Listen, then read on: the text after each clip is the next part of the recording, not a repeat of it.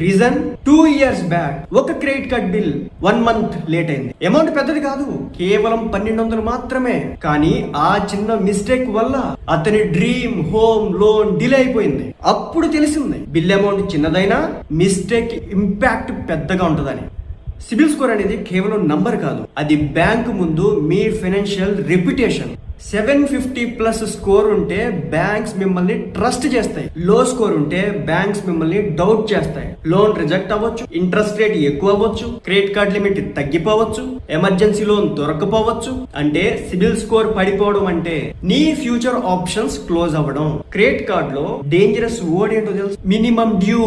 మీకు బిల్ 20,000 వచ్చింది అనుకోండి, మినిమం డ్యూ 1000 మాత్రమే. మీరు 1000 కట్టి రిలాక్స్ అవుతారు. కానీ ఫుల్ బిల్ క్లియర్ చేయకపోతే ఇంట్రెస్ట్ స్టార్ట్ అవుతుంది. లేట్ పేమెంట్ అయితే సిబిల్ ఇంపాక్ట్ అవుతుంది. మినిమం డ్యూ అంటే ఫ్రీడమ్ కాదు, అది